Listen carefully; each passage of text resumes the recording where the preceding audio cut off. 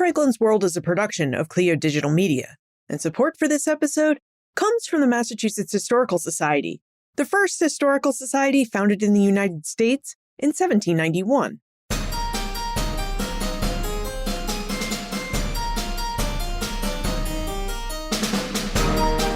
Hello, and welcome to Ben Franklin's World Revisited, a series of classic episodes that bring fresh perspective to our latest episodes and add deeper connections to our understanding of early American history. And I'm your host, Liz Covart. The Declaration of Independence proclaims that all men are created equal, that they are endowed by their Creator with certain unalienable rights, and that among these are life, liberty, and the pursuit of happiness. Now, in our previous episode, episode 448, we reflected on the Declaration of Independence at 250 years, exploring it through the lens of Pauline Maier's wonderful book, American Scripture.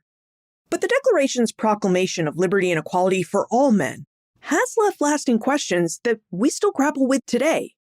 What does liberty mean for the peoples that the Declaration never named? And what does equality signify for Indigenous peoples like the Anishinaabe, the Ojibwe, the Odawa, the Potawatomi, and other Native nations who had governed American lands for generations before Europeans ever sailed into their waters or trekked within their borders? Now, the new United States was not silent on these questions. While serving in the Confederation Congress, which operated between March 1781 and March 1789, James Duane of New York wrote to George Washington and asked him what he thought the new nation's policy should be with regards to Native Americans. And Washington's answer was unambiguous. He believed that the United States' policy on Indigenous peoples was its land policy. According to Washington and others, the new republic needed Western lands to pay its war debts, reward its soldiers, and sustain the founding vision of an independent citizenry of yeoman farmers. Now, what followed was not a simple march of conquest. It was something more elaborate, more profitable, and in some ways more insidious. It was what historian Michael Witgen calls the political economy of plunder. Now, according to Washington and others, the new republic needed Western lands to pay its war debts, reward its soldiers, and sustain the founding vision of an independent citizenry of yeoman farmers. Now, what followed was not a simple march of conquest. It was something more elaborate, more profitable, and in some ways more insidious. It was what historian Michael Witgen calls the political economy of plunder. Now, today, we're going to revisit our conversation with Michael Witgen from episode 323. Michael is still a professor of history and a professor in the Center for the Study of Ethnicity and Race at Columbia University. He's a citizen of the Red Cliff Band of Lake Superior Ojibwe and the author of Seeing Red, Indigenous Land, American Expansion, and the Political Economy of Plunder in North America. Now, during our conversation, Michael reveals how the Anishinaabe peoples built and sustained an interconnected world across the Great Lakes, how the new United States transformed Indigenous homelands into American territory, not by brute force, but through a treaty-making process that was far more coercive than negotiation, and what the political economy of plunder is and was, and how it operates. But first, thank you. Thank you for listening, thank you for being curious, and thank you for caring about early American history. Ben Franklin's World is a listener-supported podcast. We're independent, which means no algorithms or organizations tell us what stories we can and cannot talk about on this podcast. This means we have the ability to tell you the complete history, a history that includes the voices of the famous, the everyday, and those who existed on the fringes of early American life. You make this editorial flexibility possible. So if this podcast has become part of your life, if it's something you turn to during your commute, your walk, or your quiet Sunday morning, we'd really appreciate your support. A gift in any amount helps us keep bringing you these conversations that you enjoy week after week. You can make a tax-deductible donation at benfranklinsworld.com/donate. That's benfranklinsworld.com/donate. And if you've already given, thank you. Truly, your generosity is what makes our work possible.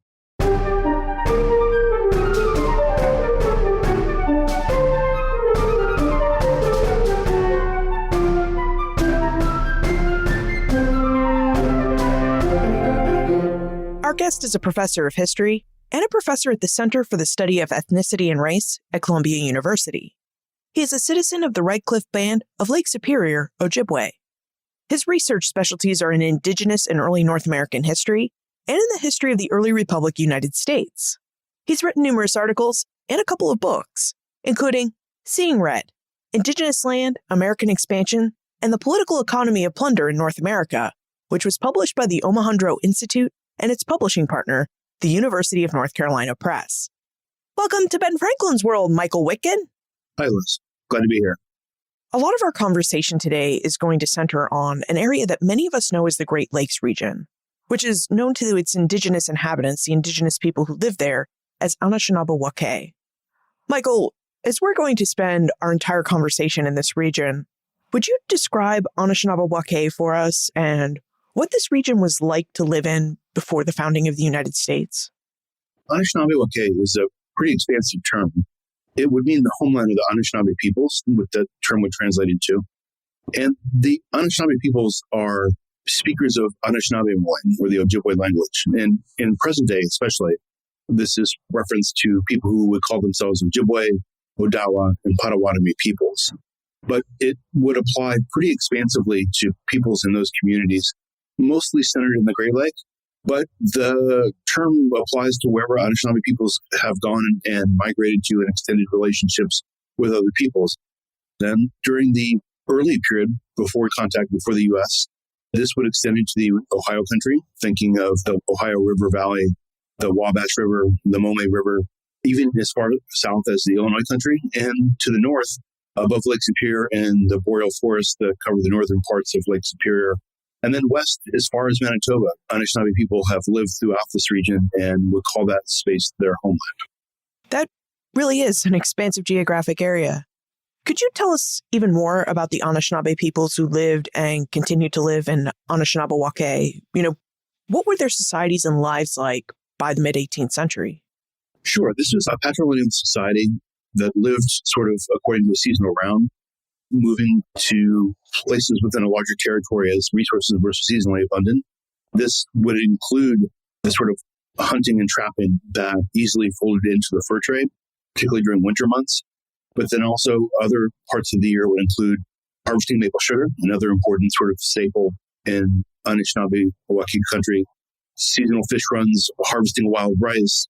So people would be moving throughout a landscape as resources became seasonally abundant, and then periodically gathering at times of the year when larger groups could be sustained in villages like Sault Ste. Marie, also places like Mackinac, and then later places like Detroit.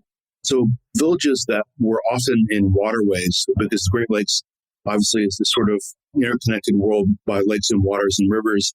And really, these waterways facilitate travel, and large villages were often at places where you would have to sort of interrupt the travel. The Falls of St. Mary or Sault Ste. Marie, as I mentioned, were a place where the falls that connect to different Great Lakes, and you would have to get out and portage. And so there was a large village at that location.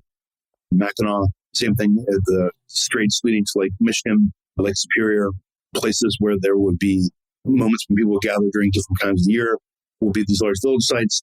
So people live in the larger villages, disperse out, and according to the seasonal round at different spaces within their larger territory, as I said, harvesting seasonal resources. I can't help but think about winter as you're talking about the seasonal rounds, because, the Great Lakes region isn't known for its sunny, warm winters. It's known for snowy, sub-zero temperatures where it can sometimes be impossible to move. So I have to imagine that when we think of these seasonal rounds, and especially the winter seasonal rounds, that the Anishinaabe would have had to become quite adept and very intentional about how they navigated this freezing and often inclement weather of winter and the other seasons of the year as well. In the southern part of this territory, where the Potawatomi lived for the most part, what would now be southeastern Michigan, Indiana, Ohio, Illinois, those countries, there you would have a seasonal round that, because of the more southerly location, allowed you to practice something that was more like traditional indigenous agriculture, harvesting the Three Sisters, corn, beans, and squash, something that you would see throughout North America among Native communities that were agricultural in focus in terms of economic production. But in the more northern spaces, like think of northern Michigan, northern Wisconsin, and Minnesota, in these territories, the growing period didn't really facilitate that kind of agricultural production. So you had to really sort of rely on a seasonal round that harvested resources, some like wild rice, particularly in the western parts of the Great Lakes, wild rice harvesting was a super important, stable commodity, but then also hunting, trapping, and fishing during different parts of the year. Winter months were usually reserved where larger village communities would break up and bands would move out into hunting territories where the population would be smaller during the winter months, often extended families, a clan, a dodem, and in clan communities who would hunt this territory, trap this territory during winter months. And then as the spring approached, there would usually be fish runs as rivers broke up. Also, maple sugar would be something that we do in the early spring months. And then fishing, and obviously in the lakes during the summer months, gathering during the summer and fall. So you would be moving between these spaces that centered on village life, but also connected you to hunting territories that were associated with your clan or dodem during winter months in smaller living communities, and moving back and forth between these different spaces as resources were sort of seasonally abundant. And this was the kind of thing that very much easily incorporated the fur trade, because you already had hunting and trapping as an important part of the season around these northern territories. And fur-bearing animals that were valuable in the fur trade, like beaver pelts, were more thick in these northern territories and more valuable. So this became one of the locus of the fur trade, is that this sort of northern territories, the Great Lakes, and the territory in the boreal forest north of the Great Lakes, kind of west onto the prairies, and what would now be sort of Manitoba, were all fur-bearing animals were really valuable for the fur trade. Okay, now that we have some grounding in the Anishinaabe ways of life, I think we should turn now to the Anishinaabe people themselves. Michael, you've already mentioned the Potawatomi, the Ojibwe, and in your book, Seeing Red, you also mentioned the Odawa. Could you tell us more about the peoples of Anishinaabewake? Ojibwe, Odawa, and Potawatomi peoples are all Anishinaabe peoples. They are distinct, but they also are often intermarried. So if you are at a village, Sault Marie, for example, is a village that is primarily an Ojibwe village, but there would be a lot of intermarrying among Odawa and even Potawatomi people. The same thing was true for Mackinac. This was primarily an Odawa village, but there would have been also a lot of Ojibwe people and Potawatomi people intermarried among these communities. So in that sense, while you had distinct identities, there was a lot of intermarriage, there was a lot of interconnection, and people thought of themselves in terms of that identity. But identity also sort of moved between different registers. There's Anishinaabe people that are sharing the language, a sense of ceremony, a culture. And there's also a village level identity. You're from Sault Ste. Marie or Mackinac. And then there's your clan identity, your dodem. So all these different sorts of identities were registers in which people would identify according to the social situation, and were very much sort of interrelated. It's not too different from today. You could be from a town, a state, the United States, in that sense. And so the same sort of register in terms of shifting identity, often based on location, social relations with other people, things like that. Speaking of social relations with other people, one of the ways that many Indigenous peoples came into contact and formed trading partnerships with European and American colonists was through a trade like the fur trade. And Michael, you mentioned that the Northern Great Lakes region has some of the finest, most lush beaver and animal pelts anywhere in North America because of the region's cold and inclement winters. Could you tell us more about the fur trade and how this trade fit into Anishinaabe ways of life and introduce them to European and American colonists? Sure. The fur trade is a really sort of important part of early North American political economy. The fur trade in the Great Lakes is more or less established by the French when the French Empire is created with founding of France. It changes over time. The end of the 7 Years' War, when the British sort of take over Canada, the British Canada, the fur trade shifts into terms of British traders. But from the outset, the earliest period of colonization, there is an interest in exchanging basically manufactured items from Europe with processed animal pelts. The fur trade becomes a real source of wealth, particularly for New France. It's really important to the political economy of the French Empire. And so it very much structures not only the sort of political economy that makes the French Empire possible, but really the relationships between French settlers and Indigenous people. The French are able to sort of use the fur trade as a means of creating ongoing social relationships with Anishinaabe people in the Great Lakes. And they can therefore kind of make claims about the French Empire extending into the Great Lakes and into the West, when in fact they really don't have the capacity to sort of extend. They don't have settlers in the Great Lakes. They have kind of fur trade outposts. They have some missions, but they have relationships with Native peoples that are very much sort of a part of this fur trade exchange. And you can't really separate that exchange process from the social and political relationships that go with it. So in other words, the creation of an ongoing social relationship is usually configured as an alliance, and the alliance in Indigenous terms is configured as the creation of a kinship relationship. So in this sense, the fur trade becomes completely integral to the existence of the French Empire. The empire exists because of its relationship with Native peoples and the fur trade, and they're all deeply intertwined. Wow. The fur trade sounds really important for the French, not only in terms of the wealth that the French are able to create from the furs they traded for, but really in terms of their ability to claim the territory they do under the label of New France. They're able to claim these Western territories, as you mentioned, not actually because French people held them, but because their relationships with the Anishinaabe peoples allowed them to nominally have a presence there. I'm curious what the Anishinaabe then got out of the fur trade. What kinds of goods are they receiving as a result of the fur trade? And what are they getting out of their interactions with the French and perhaps other European traders? One of the things about the fur trade, or trade in general in early North America, is that both Europeans and Indigenous people benefited enormously from the exchange of goods. Sometimes trade gets characterized in sort of popular mythology as the sort of uneven exchange. The most famous you can think of is maybe the purchase of Manhattan for a small amount of trade goods, usually characterized as glass beads, that kind of thing. But in fact, this isn't really what happens. In part, what happens with the exchange of goods is you could think about the kind of life-changing sort of technologies entering into Indigenous communities and unbelievable wealth entering into European communities. An example of early fur traders that were trading in the Great Lakes region would interact with Native peoples and acquire beaver pelts from them, often beaver pelts in the forms of robes. And the robes that were most valuable were robes that had been worn, because the trigger hairs of the beaver pelts would be sort of removed from the process of wearing the garment. And so those garments, which were sort of partially processed, became valuable trade commodities. So a discarded robe could be traded with the European for trade goods like kettle, an axe, metal-edged weapons, awls, the sorts of manufactured items that you couldn't have that could be life-changing in terms of the sort of domestic work that it takes to reproduce your society. And so trading old robes for axes and kettles and awls and knives seems like a really good deal for Indigenous people, because you're giving discarded garments for goods that would have a huge impact in your just daily life.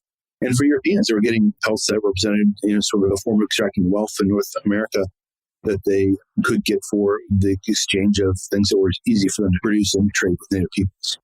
One aspect of the fur trade that you mentioned that was really important to both Indigenous peoples and Europeans was the ability to conduct diplomacy and politics within the trade.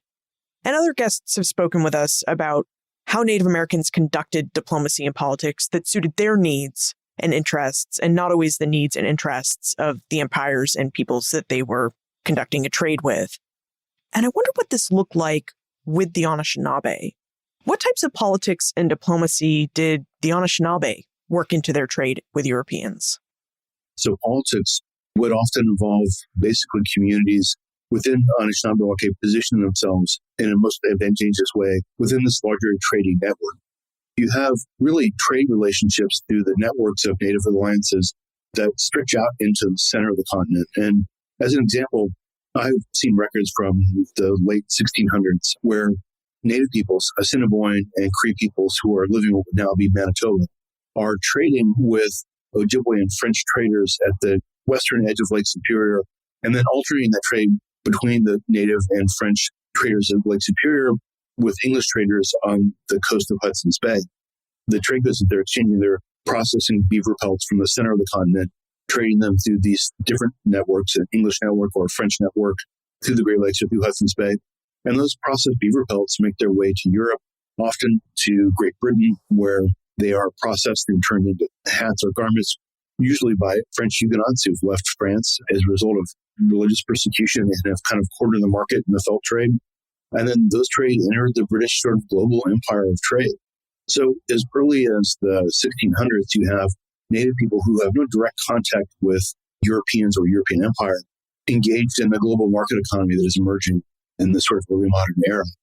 And so this kind of trade network is part of the emergence of the sort of early modern world economies, early modern societies. And you've got Native people involved in this sort of global trade network from the 17th century. And so in that sense, you have Native peoples that are part of this sort of emergent modern world system from almost the moment of colonization.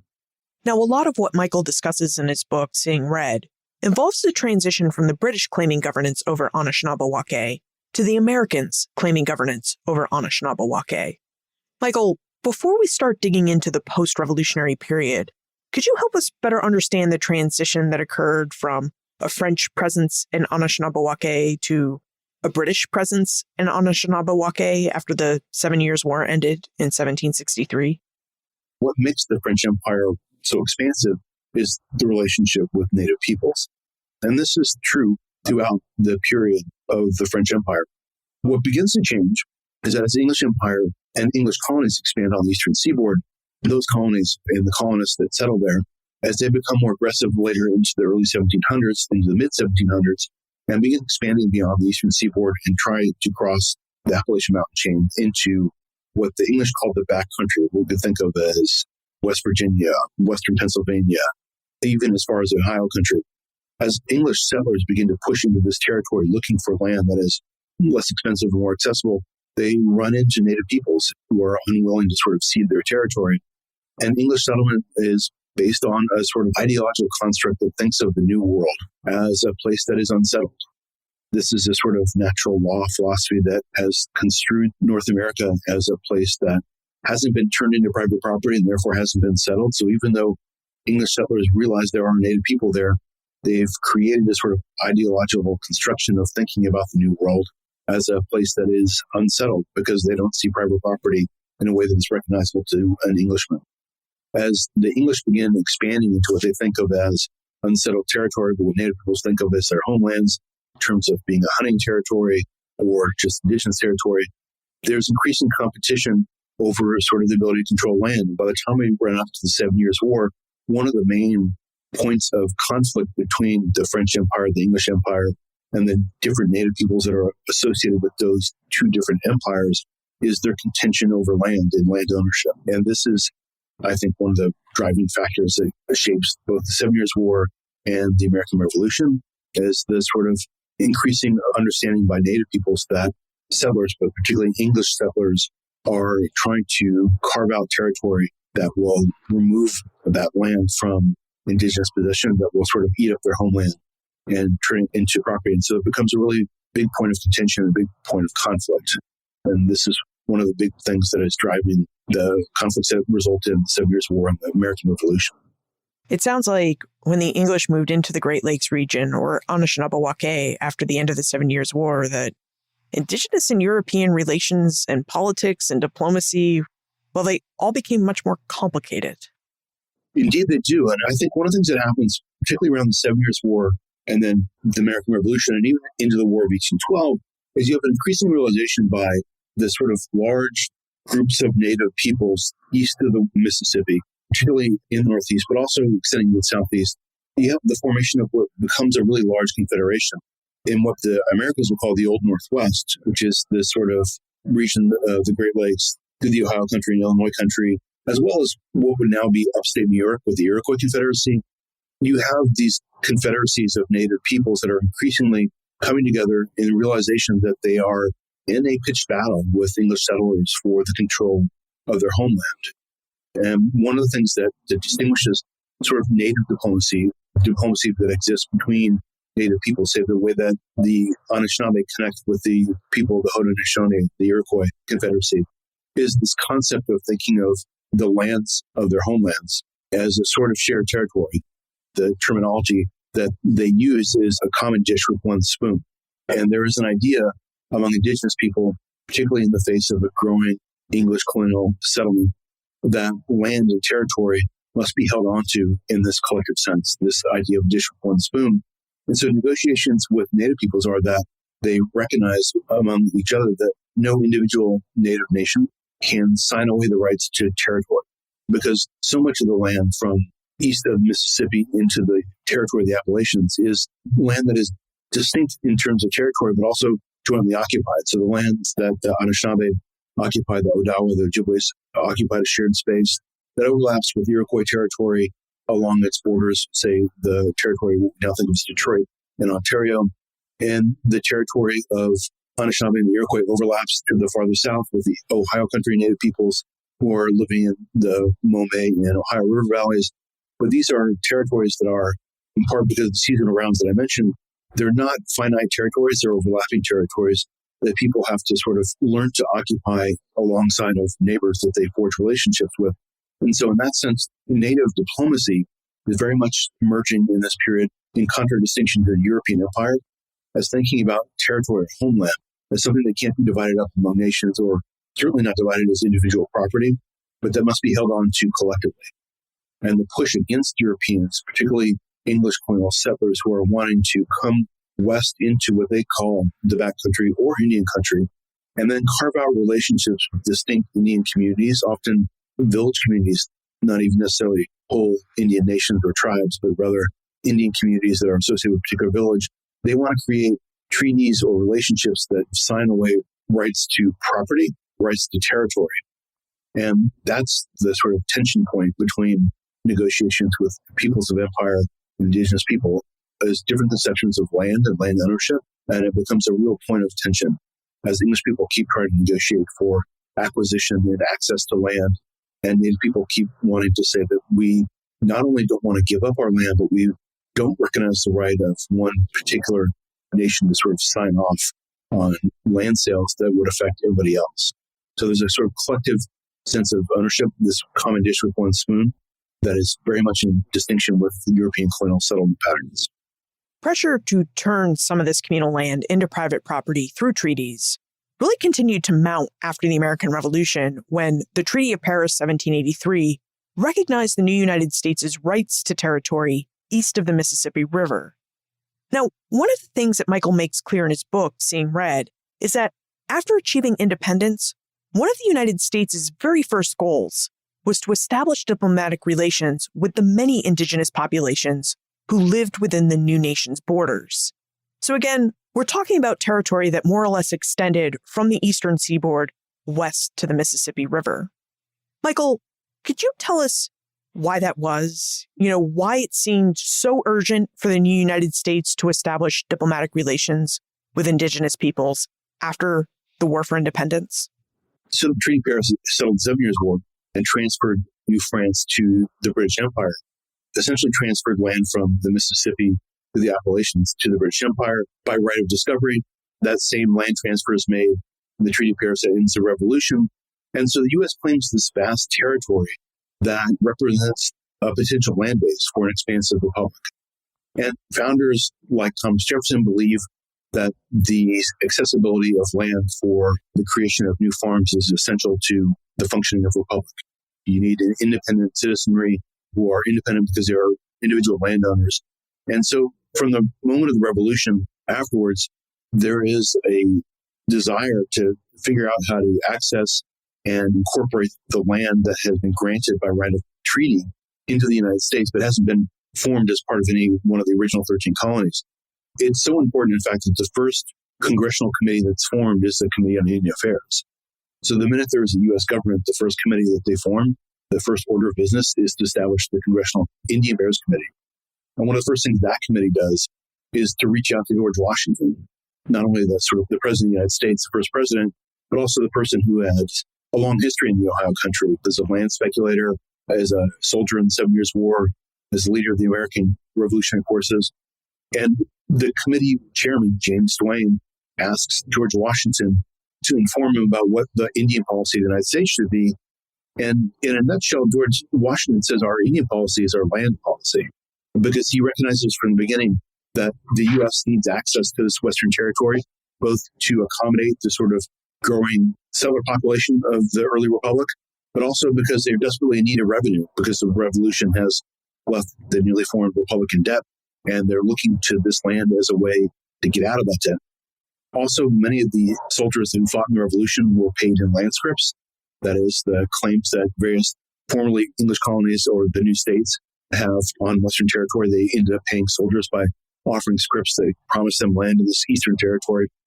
Federalist Paper No. 7, written by Alexander Hamilton, talks about the need for the early republic to consolidate this land as sort of federal territory acknowledging as what they call crown lands or unsettled lands. This gets back to this idea of North America being an unsettled territory. And Hamilton, Federalist number 7, says this is the key to the future of the United States. The individual states give up their land claims in the West and recognize this as the territory of the federal government, which can then be sort of transferred to a public domain and made available to citizens. So the first Congressional Committee on Indian Affairs reaches out to George Washington and asks him, what is our Indian policy?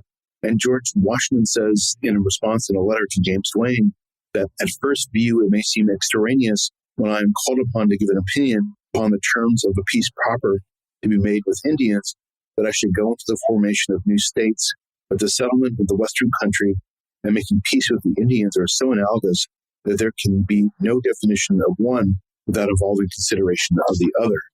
So George Washington from the get-go realizes that America's future is tied with its ability to sort of take this Indian land and conceptualize it as public domain, own that public domain as the federal government, and then make that public domain available to its citizens for purchase as individual private property.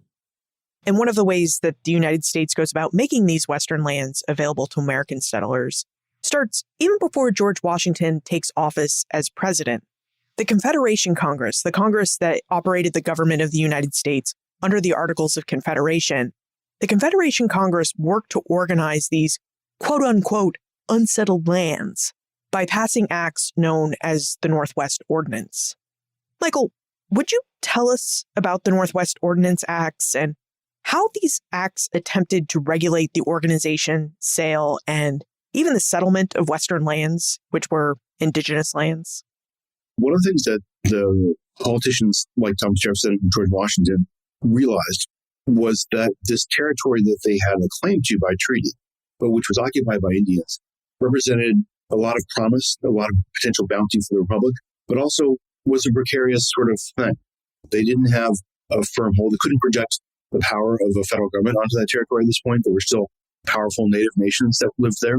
And so they had multiple worries. They wanted to be able to transform that land from native homeland into public domain that could be made available for sale to their settlers. But they also worried that the settlement of that land, if not controlled properly, could lead to some sort of new spin-off settlement that was outside of the control of the United States, either because settlers who went out and settled land sort of in an unregulated fashion might form a new polity, or that they might form a polity that then aligned itself with the other still competitive European powers, Great Britain or the Spanish Empire. So they both wanted to regulate land settlement and then also minimize the potential for conflict, because they knew that Americans settling onto this land would be a point of contention with native peoples, and that the potential for sort of endless warfare was also another important element of Western expansion. And the Northwest Ordinance tried to solve both these problems. It created a series of laws that, one, dictated that only the federal government could acquire land from native peoples, so individual settlers could not, and individual states could not acquire land. That was an important provision of the Northwest Ordinance. And at least in terms of the ordinance itself, government promised that they would not take land from native peoples, but with their consent. Actually, near that, they said they could take land in a just war or by consent in negotiation with native peoples through treaty. And then they set up the provisions for how that land would sort of be converted into private property and how the private property could be converted into a sort of polity that could be absorbed into the early republic. And then they created a law that said 5,000 free settlers in a territory would be sufficient to establish that territory as a territory administered by the federal government. So once you had 5,000 settlers in the Northwest Territory, that's the region that we can now think of as Ohio, Illinois, Indiana, Michigan, Wisconsin, and parts of Minnesota. The federal government would appoint a governor and a judiciary. There would be a locally elected advisory council and a locally elected congressional delegate who would be a non-voting member to the U.S. Congress. With the establishment of that sort of territorial control, as a territory with 5,000 settlers could be turned into a state, with the growth of that territory to reaching the point of having 60,000 free inhabitants. At the point where the territory has 60,000 inhabitants, they could create a state constitution and petition for admission into the Union as a state with all the rights and privileges of the original 13 colonies. Another important feature of the settlers in this territory had all the sort of rights and privileges of U.S. citizens. So right of habeas corpus, the right of property rights, inheritance rights, freedom of religion, all the sort of things that were the hallmarks of the rights and privileges that came with U.S. citizenship would be applied to settlers who established themselves in these newly formed territories. Another feature of these territories was that not only were these rights established, but the federal government would be a large presence. They would establish the chief executive, but the federal government also asserted a right in terms of the waterways. They established the St. Lawrence and the Mississippi as communal spaces that couldn't be owned by individuals or claimed by states, but that would be sort of open navigation, because that was the other point that they realized the ability to sort of incorporate these new territories into the political economy of the Republic was super important for their incorporation into the Union. So in this sense, the Northwest Ordinance created a sort of legal framework for essentially taking Indigenous territory, extinguishing native title to that territory through a treaty process, transferring that Indigenous title land to public domain, and then through the public domain, surveying that land and making it available for sale to free settlers of the early Republic. Now, as I said, free inhabitants, the Northwest Ordinance specified that free settlers were the condition for creating the territory and state, but those territories, as they turned into states, created state constitutions that also further refined that to be free white settlers. So they did have a component to citizenship that was hinged on race. Also, the other element of the Northwest Ordinance was that all states created through the ordinance had to have feature a slave clause and be free states. So they were established as free territory. The acts of the Northwest Ordinance really did a lot to help the United States accomplish its goal of turning these vast swaths of native lands into organized, privately held American lands under the nominal control of the United States. And when we look back at history, it tells us that the United States and its people were really happy with this arrangement, that the Northwest Ordinance Acts were seen as one of the first successes of the new United States government. But I'm curious, Michael, what do the Anishinaabe think about these United States laws that were designed to consume their land and to really push them off of it? Well, the first response was one that resulted in military conflicts. As I mentioned, the common dish with one spoon was the approach that in the aftermath of the revolution, this confederation of native peoples, mostly centered in the Northwest, involving Anishinaabe peoples, the Wyandot or Huron, the Iroquois Confederacy, the Ohio Country peoples, approached the United States with the idea that they were asserting this common dish with one spoon idea that we want to hold on to our territory, that you can't negotiate a discrete treaty with, say, the Delaware or just the Potawatomi from Ohio, but that we are all collectively negotiating and we are holding on to this territory. So there was resistance to the press by the United States to extinguish title and incorporate territory.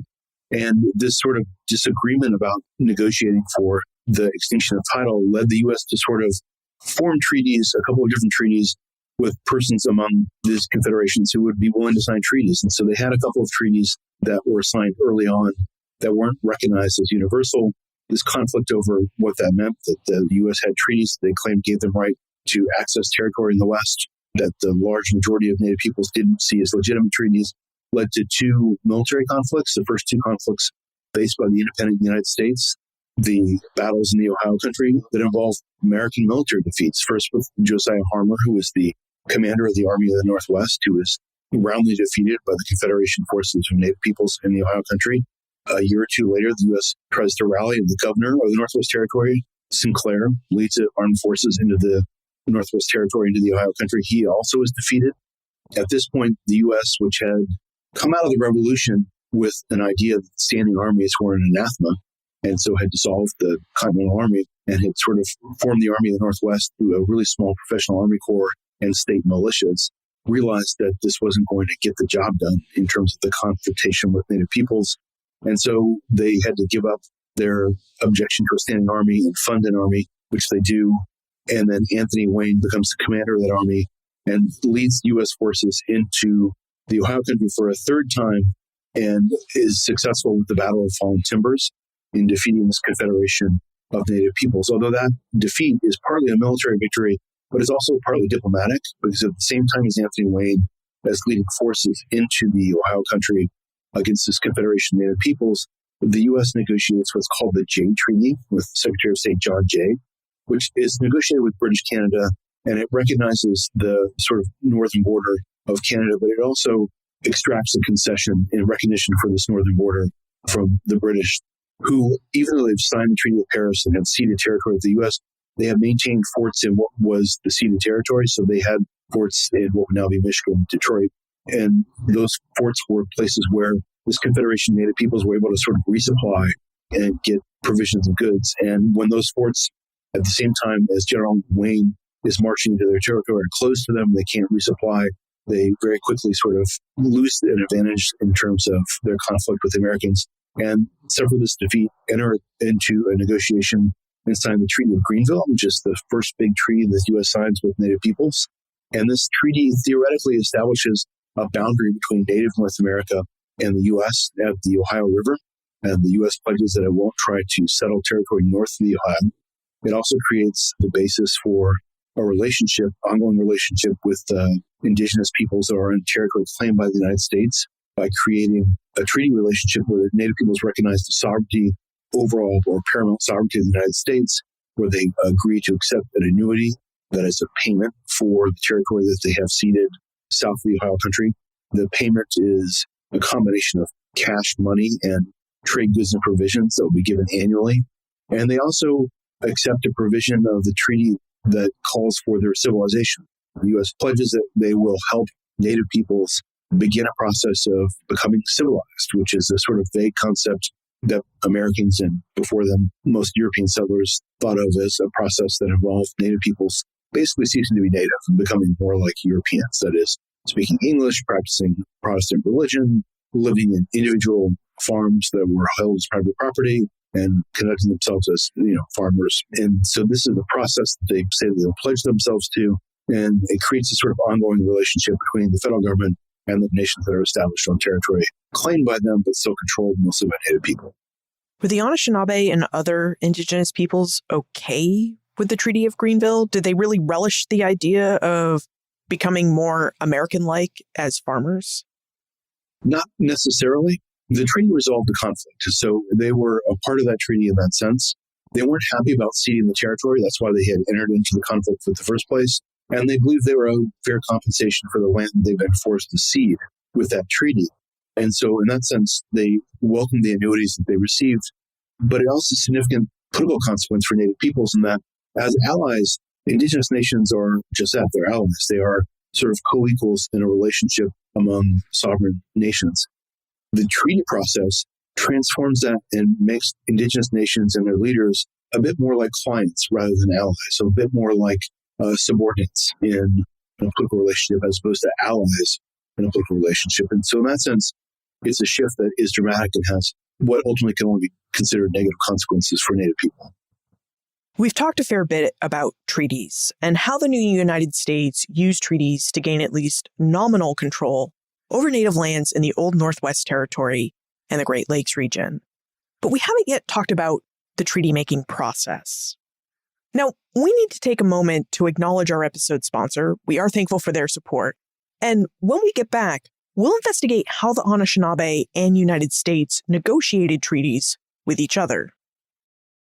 If you've ever had to stop yourself from going on too long about something you heard on this podcast, because not everyone in your life shares your enthusiasm for early American history, I have a place for you. The History Explorers Club is a virtual community for curious adults who want to explore, discuss, and genuinely indulge in early American history.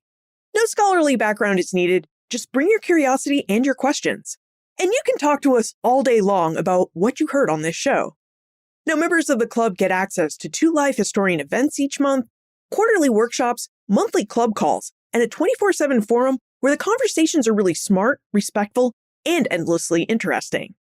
Membership is $33 a month or $333 a year, which gets you 2 months free. To learn more about the History Explorers Club or to join, visit historyexplorers.club. That's historyexplorers.club. I can't wait to see you there. Michael, would you tell us what went into the treaty-making process between the young United States and Indigenous peoples like the Anishinaabe? Were treaties something that Native Americans traveled to, say, New York City, Philadelphia, or Washington, D.C. to make with the new United States? Those cities having been the capitals of the young United States? Or did U.S. representatives go out into the Great Lakes region to meet with Native peoples and create treaties on their land? That's a great question. And the answer is both. The U.S., for the most part, they are going to Indian territory and negotiating treaties. And so to give you an example, the Treaty of Saginaw in 1819 in Michigan Territory is pushed by Lewis Cass, who is the governor of Michigan Territory. And this is a treaty that he has negotiated. He's just negotiated two treaties in the Ohio Country in 1817 and 1818. Those treaties ceded huge portions of the Ohio Territory to the United States, in part because there was such a growing demographic pressure. The Ohio Country settles really fast because if you settle in the Ohio Country, you can essentially replicate the sort of life as an individual yeoman farmer that you would have had in Western Massachusetts or Western Pennsylvania. You have access to the Ohio River, the Maumee River, to the Mississippi, and with Mississippi to the U.S. markets in St. Louis and New Orleans. You can take the products of your labor, of your farm, and get those into the total economy of the United States. But if you are in Michigan Territory, before the creation of the Erie Canal, central and northern Michigan, you don't have access to U.S. markets because there's not easy access to this river system until the creation of the Erie Canal.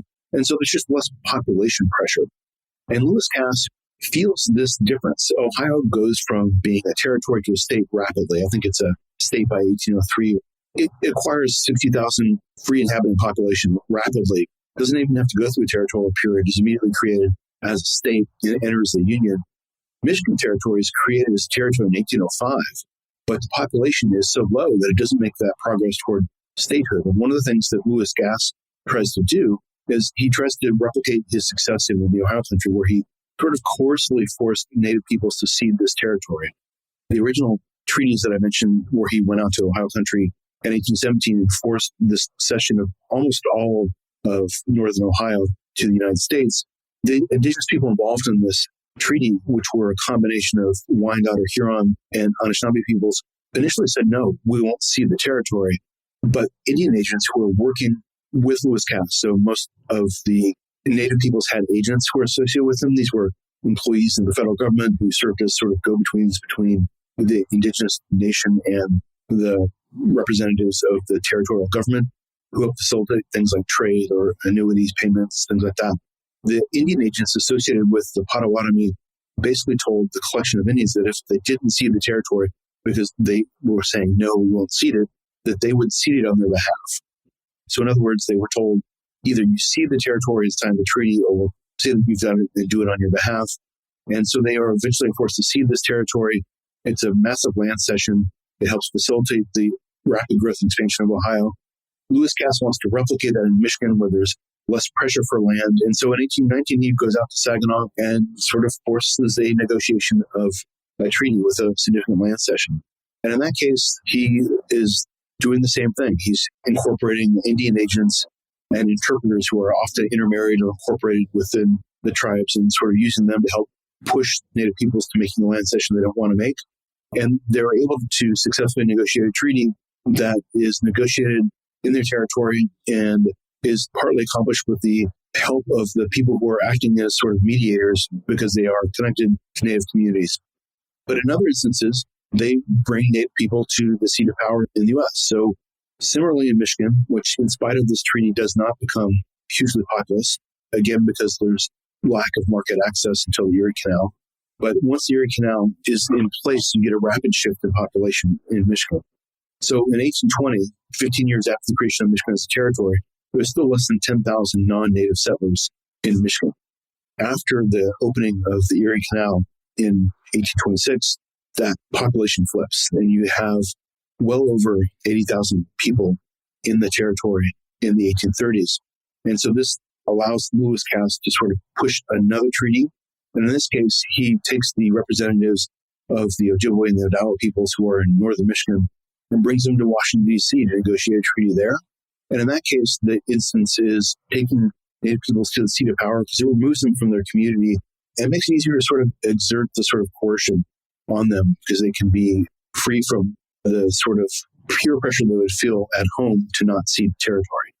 So the government does both things. It goes to the Native territory, enforces treaty negotiations, and sometimes brings Native peoples to the seat of power in a place like Washington City or now Washington, D.C., and negotiates there when they feel the need to remove people from their communities in order to exert pressure on them So it happens in both ways. It sounds like from your description that one of the methods the United States employed in making a treaty with Native peoples was to take leaders and other representatives away from their homelands when they hesitated to sell their land so that they could be enticed with positive pressure from the United States to sell away their lands and territory rather than face the negative pressure from other Anishinaabe peoples to hold on to their lands. Now, I also have to wonder about ceremony in making these treaties and whether treaties like the 1819 Treaty of Saginaw you mentioned were ever negotiated with great ceremony and with the idea that the United States was actually treating with equal sovereign Native nations. So, Michael, could you tell us about the role that ceremony played in the making of treaties that ceded lands in the Great Lakes and Old Northwest territories? So the Treaty of Saginaw, it's not a one-day affair. It's not something where you make an appointment, show up at noon. These are processes that are going to last for 1 or 2 weeks at least. The Treaty of Saginaw, there's a lot of work in preparation for that treaty. So various traders showed up to the treaty grounds that were agreed to by the federal government, who would be acting as a host, and the Ojibwe peoples in the Saginaw village community. They set up the treaty ground, and as they establish a sort of treaty council space, they create a sort of large enclosed area for the treaty negotiations to happen. They then bring in supplies because you're going to have to be feeding a large Indigenous community. At the Treaty of Saginaw, there were thousands of Native people, Anishinaabe people who showed up for the treaty. There would be elaborate ceremonies when the councils were called. There would be a sort of ritual smoking of the calumet, the sort of reaffirmation of peace between the federal government and the Indigenous tribes. There'd be exchange of gifts. There'd be feeding of peoples. There would be a negotiation where the U.S. officials, in this case, Lewis Cass, the territorial governor, would be acting also as a treaty commissioner, would explain the demands of the federal government. And they would use the language that the U.S. had adapted from earlier empires, where they configured the chief executive of the United States as the father figure and Native people as his children, and creating this sort of illusion of a fictive kinship relationship. And so the U.S. commissioners would then say that they were speaking on behalf of their American father, the president, and it would make demands about land. And these speeches would be then translated into Anishinaabewake by traders, often intermarried with Native people. Most of the traders were intermarried, had Native wives, had mixed-race families, and then they would translate the words of the governor. And then the various Ogima, or leaders of the Saginaw Bay Village community, would stand up and respond. And in this case, in the Treaty of Saginaw, initially they were rejecting the idea of treaty. They said that we don't want to cede additional land. You've called the treaty. We didn't call the treaty. You're asking for land. We're not willing to sell land. There's a back and forth. And then Lewis Cass is saying, we need land for our growing population. You need trade goods. This is an exchange that will benefit you. So it's a back and forth. And the Indigenous people of the Treaty of Saginaw were really reluctant to cede land. In fact, were refusing to do so. And the treaty process sort of reaches a stalemate. And in this case, it gets resolved because different traders who are very much invested in this treaty process begin to sort of pull aside different tribal leaders and try to convince them to make a cession. And this eventually happens with an individual trader named Jacob Smith, who's able to get a Saginaw Ogima named Noim to enter into an agreement with him that they would go to the governor and agree to cede territory in exchange for land cessions, extra land cessions going to Noim and his children. And so with this, the sort of dam breaks because the other leaders see that Noim and Jacob Smith are negotiating a deal and they worry that they will lose out. There's a fear that Native people have that if they don't ultimately sign the treaty and concede title to their land, the land will be taken anyway and they won't be compensated. So at this point, there is sort of a breaking point. One of the leaders has conceded, and so they sign a treaty. It is still contentious. There has been a big land cession. Some of the leaders from the Saginaw community refused to sign the treaty, but others do sign it, and the U.S. has sort of achieved its goal that they've gotten a document that will stand up in court as a document that cedes a really large section of territory in exchange for an annuity. The annuity is a combination of cash payments and trade goods and provisions that will be given annually for a period of 20 years. And the fur traders who are involved in helping push this process are eager for it to go forward because they in turn can claim portions of that annuity for debt. So all the different traders who've been involved in this, people like Jacob Smith, are claiming that, in fact, they are owed $10,000, $20,000, however amount of money that they are claiming as debt unpaid from Native peoples in the fur trade. And so when the annuity payment does get paid, the cash portion of it, they will literally take the vast majority of that and claim as debt. Treaty payment is something we need to investigate further, as is this developing phenomenon that you refer to as the economy of plunder. But before we get into those descriptions, I'm struck by how complicated and even dangerous sounding this treaty-making process must have been between the young United States and the Anishinaabe peoples. You happen to mention that at the Treaty of Saginaw, there were an awful lot of translators, and that these translators were often fur traders who were looking to cut all sorts of deals, and they were cutting these deals. First, they made money off of the food and supplies needed to host the treaty.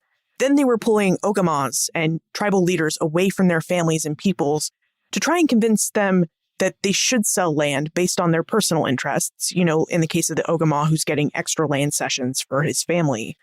And then when the treaty payments come in, it sounds like these fur traders have organized it so that they get most of the cash from these annuity payments, not the Anishinaabe people who sold and lost their homelands. So, Michael, it sounds like there were so many opportunities for misunderstandings to take place with the Treaty of Saginaw. And so I wonder, were there misunderstandings that actually occurred with this treaty? The treaty processes are always really complicated. They're always contentious.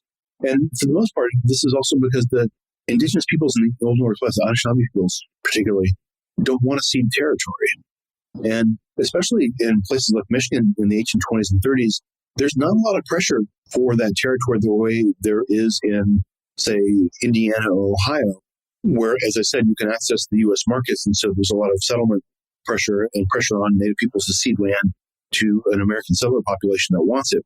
In Michigan and Wisconsin, there's no pressure. And so there's less of an immediate move for this, but there are complicated elements involved with different traders.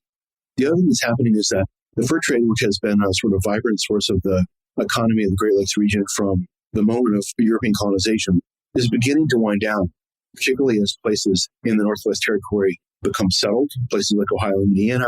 That changes the nature of fur trade. It makes it less possible to practice the sort of seasonal round we talked about earlier, because so much of your territory is now being owned as private property, which not only changes your access to land, but even can change the landscape, the game populations, things like that. So the fur trade is becoming less viable as a sort of way of life. And the fur traders in Michigan Territory can see this coming. They can see the fact of their livelihood being something that will go away. And by the time you hit the 1820s and 30s, with this sort of end of the fur trade in sight, they are huge factors in pushing these treaties, because the fur trade treaties are the treaties that offer them a way of cashing out of the fur trade by getting their clients or their relatives to enter into treaty relations with the U.S. that cede territory, and then getting annuities for that territory. They can claim portions of those annuities as debt. So it's a complicated process, and there are multiple players with different angles. And so it's not always the federal government that's driving the treaty process, but often a combination of people. And then as we hit the time period around 1830 with the Indian Removal Act, there is added pressure that the federal government will try to forcibly remove them from their homeland and move them out west. So all these things are factors that are incorporated into the treaty negotiations between Native peoples and the federal government and state and territorial officials. Okay, we should talk about money. As you've written in your book, Seeing Red, and as you've been telling us all throughout our conversation, there was a transition during which the early republic paid for Indian lands in tangible goods to actually paying Native Americans for their land with annuities or annual payments over a finite period of time. I think you mentioned that the Treaty of Saginaw was over a period of 20 years. Why did this transition in payment take place? Why did the United States government shift away from a long tradition of payment through gifts to paying out hard cash and gifts with an annuity payment? Gift giving is introduced as an important component of alliance relationships early on with the establishment of European empire. So the French traders who are trying to create an ongoing relationship with Native peoples as trade partners do so in part by both embracing an idea of establishing fictive kinship, that is a kinship connection, but they also do so in part through gift giving, often give gifts of tobacco, alcohol, food, things that you would give to somebody within your own family. So These gifts establish both your sort of giving to the other community and the idea that having given a gift, you can expect a comparable gift in return.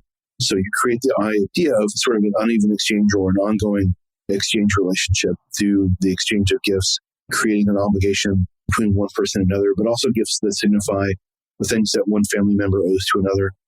So gift giving very quickly becomes part of the ritual process that is associated with the fur trade exchange, and that it's not just a business transaction where you are exchanging X number of manufactured trade goods for X number of beaver pelts. It's very much enveloped within this larger sort of relationship that involves giving gifts or things that are thought of as meeting the needs of your trading partner, who are being sort of understood as your kin. And so you meet the needs of your kin, and then you meet the needs of your trading partner. So gift giving and exchange very quickly become intertwined, and you don't have one without the other. So any gift giving or any fur trade exchange is usually accompanied by a ceremony smoking of a calumet, gifts of tobacco, often gifts of wampum, which is this sort of belts that are made from seashells that are of ritual significance and signify alliance between native communities, between native and European powers. So all these different gifts that are given in exchange create both a sense of ongoing relationship and mutual obligation. And that's how alliance relationships are structured. They're restructured through the annuity process because it becomes something that is given often in exchange for the extinction of title or land, the transfer of land from native people to the colonizing power, but also it kind of creates not a sort of ongoing social relationships between equals as a kind of client relationship between indigenous leaders and the colonizing power.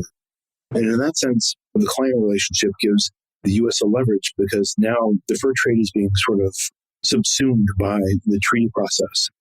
As I mentioned, the fur trade is sort of winding down. Treaty processes and annuities become more important because there are less trade goods flowing into native communities. And the goods that are coming into native communities come increasingly from this treaty process and the annual gifts of annuities that come from the federal government as opposed to the ongoing exchange that is occurring as a result of the harvesting of furs and the exchange of processed peltry for trade goods. I'm really glad we've been able to talk at some length about the creation of the Treaty of Saginaw in 1819 because it really has shown us the different aspects of the treaty-making process. It's shown us who was involved in this treaty-making process, why the United States wanted to shift from this long tradition of gift-giving to paying for land and annuity payments, which signaled a business transaction rather than a transaction of alliance. And it's also important because you note in your book, Seeing Red, that it's the Treaty of Saginaw in 1819 that represents the introduction of what you see as the political economy of plunder. So would you tell us what the political economy of plunder is or was? If we think about the United States east of the Mississippi after the Revolution, the territory that the people in the early republic called the Old Southwest, territory from Georgia through Arkansas, very quickly comes into demand because of the growth of king cotton. And there's a massive demographic pressure to take that land from Indian people and transform it into private property as a result of cotton production. In territories like Michigan, Wisconsin, there's far less population pressure to settle these territories. So settlement doesn't occur as rapidly. But one of the things that ends up driving economic growth in the absence of something like cotton production is the sort of relationship between the territory or state, the federal government, and Indian tribal communities.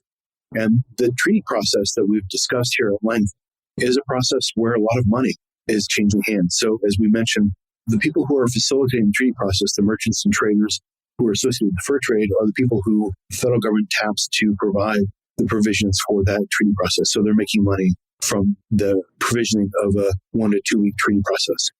The treaty is negotiated. During the process of that negotiation, land is ceded and an annuity is agreed upon. That annuity maybe is $20,000 in cash and $10,000 in goods and provisions.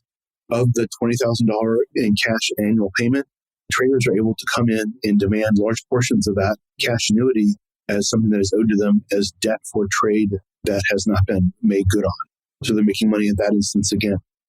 Then a portion of that annuity that is trade goods and provisions, the federal government will use those same traders and merchants to purchase the provisions and trade goods, that is food and trade commodities, to give to the native peoples as part of their annuity. So again, they're making money in the third way.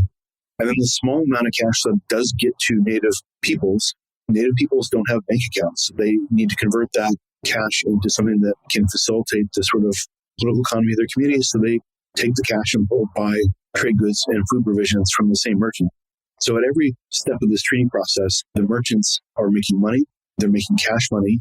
And in a region like the Northwest Territory in the 1830s, cash is often in short supply. So this is a form of specie that is circulating in the political economy of the Northwest Territory that is coming through this ongoing relationship with the federal government and Native peoples that is falling into the hands of people who are essentially the big boosters of Michigan Territory, Ohio Territory, or Wisconsin Territory. All that cash flow is something that becomes kind of this political economy of plunder, transferring Native wealth to the settler population. And it's a source of economic development in places like Michigan or Wisconsin because this is the main source of revenue entering the state. There are something like 4 times the amount of money enters the state through treaty negotiations and annuity payments and provisioning that is appropriated by the Congress for the development of regional infrastructure.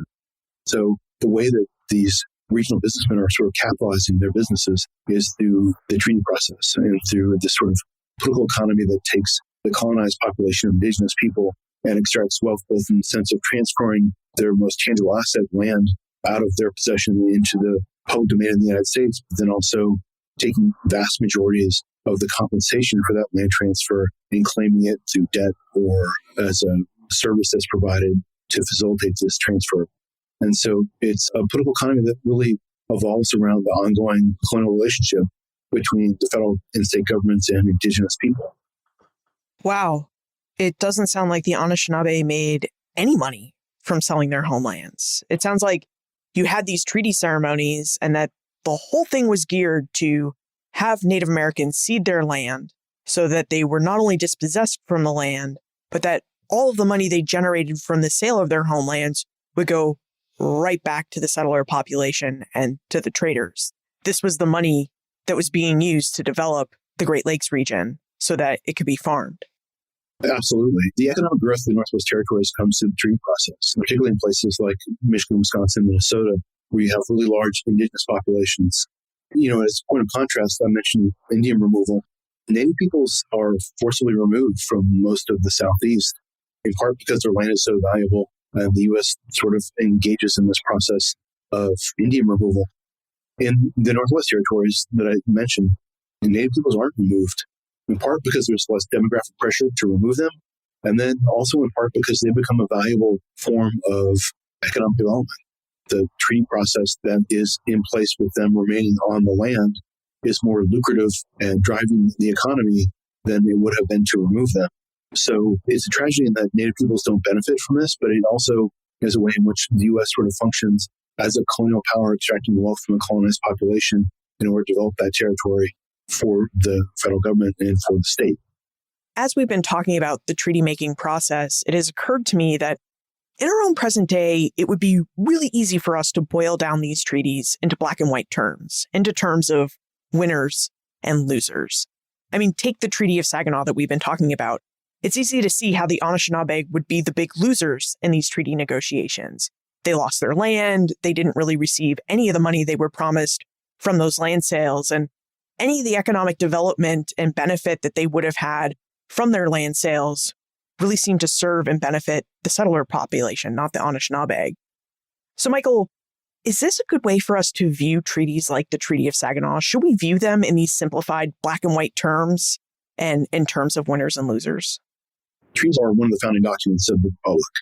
Just like the Constitution, Declaration of Independence, not unlike the Northwest Ordinance, it's the treaties that represent the legal mechanisms that facilitate the transfer of Indigenous homelands into the public domain of the United States, which is then transformed into private property. So they're absolutely indispensable for the founding, creation, and expansion of the United States. But they're also often tragically corrupt in terms of taking wealth from Native people and not fairly compensating them. And so in that sense, they are often, I think, unfair. They are a way by which the United States is able to sort of capitalize on the wealth of Native peoples and make it the wealth of the Republic. On the other hand, one of the things that you have to recognize in terms of these treaties that are hammered out in the Northwest Territory is that Anishinaabe people are able to remain in their homeland in a time period when most other indigenous people east of the Mississippi are being forcibly removed. And so in that sense, while Anishinaabe people lose the vast majority of their homeland, they're able to retain parts of their homeland, to remain on their land, to remain in their home territories, and to negotiate a place for themselves in a republic where they are not citizens. And Native people in the early republic after the revolution are not citizens of the United States. They are different than white settlers or different than, say, free black settlers or enslaved people. They are not people who are incorporated into the Constitution and laws of the United States, but they are able to sort of negotiate a place within the sort of social compact of the early republic by maintaining themselves on their lands. And ironically or tragically, sometimes these same fur traders and people who are intermarried among them who facilitate their dispossession, often doing so because they're desperately trying to hold on to something instead of losing everything, make it possible. They also, even while they're sort of participating in this sort of fleecing of their native relatives, they're also sort of helping facilitate this move to stay in their homelands, to maximize what they can in a situation where they are otherwise placed at a terrible disadvantage. One of the benefits of studying history is that we can learn from lessons of the past. We can learn about the legacies of acts and treaties and then learn from those acts and treaties. So, Michael, what lessons do you hope that we and the readers of Seeing Red will take away from your investigation of the many treaties that the Anishinaabe made with the young United States? I think the big takeaway that I would like people to have is to recognize that the U.S. does not expand west into an unsettled territory.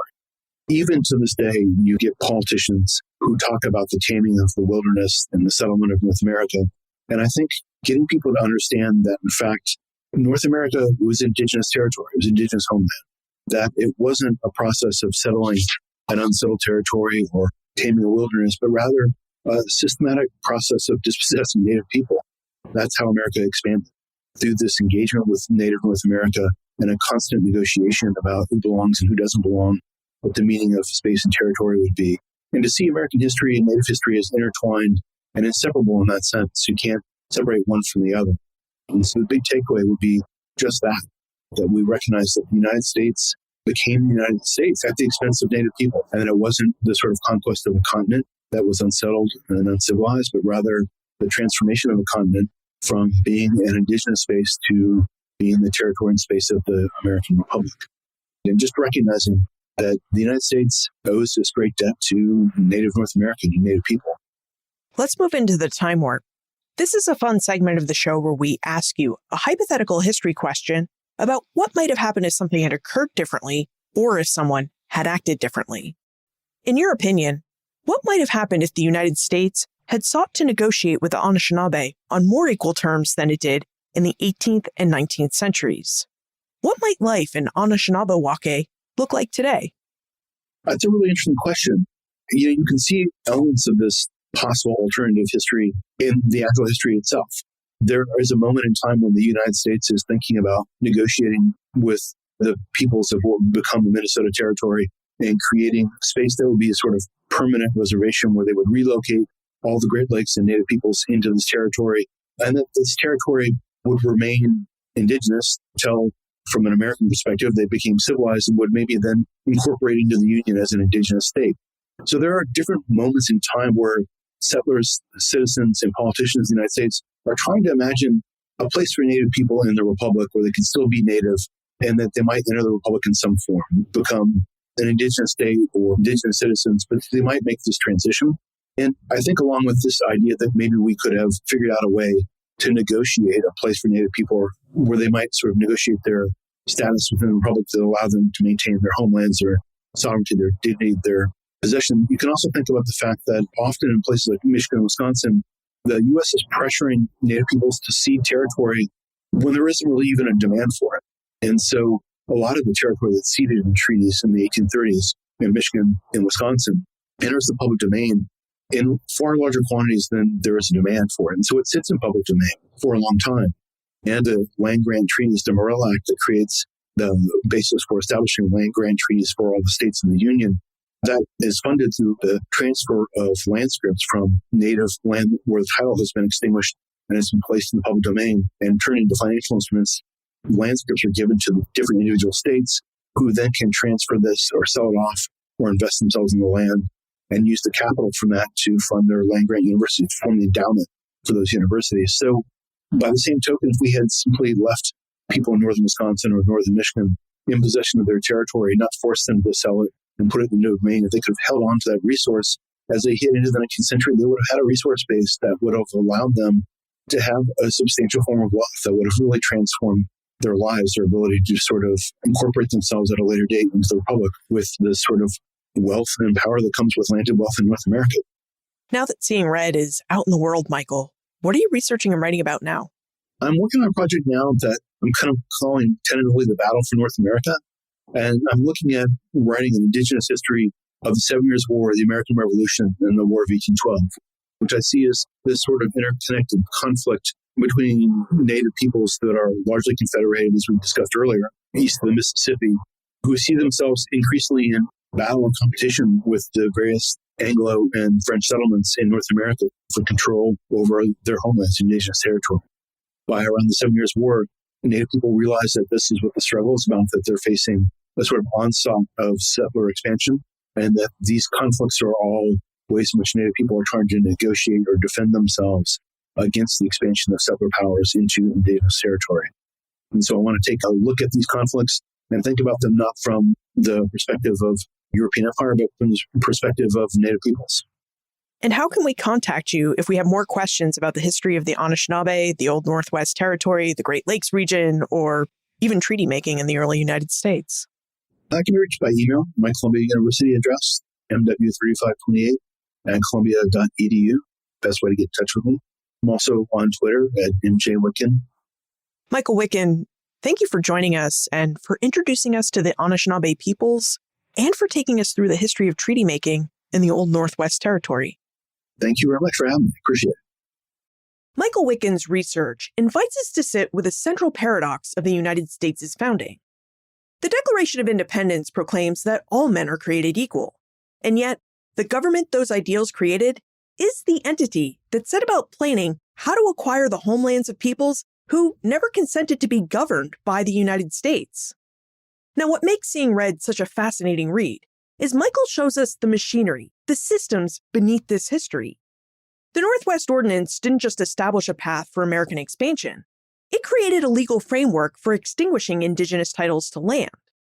The treaty-making process wasn't so much diplomacy between two sovereign nations as it was a system for transferring Indigenous lands into the public domain and then into private property. The political economy of Plunder that Michael showed us was the engine that drove the economic development of the Great Lakes region. But the United States did not grow and expand by claiming unoccupied wilderness lands. It grew and expanded by dispossessing Indigenous peoples. And this story is central to the stories of the founding and the growth of the United States. Look for more information about Michael, his book Seeing Red, plus notes and links for everything we talked about today, all in the show notes page. benfranklinsworld.com/323. Friends tell friends about their favorite podcasts. So if you enjoy Ben Franklin's World, I'd be grateful if you would tell your friends and family about it. Production assistance for this podcast comes from Joseph Edelman, Karen Wolf, Bria Felicien, and Morgan McCullough. Breakmaster Cylinder composed our custom theme music.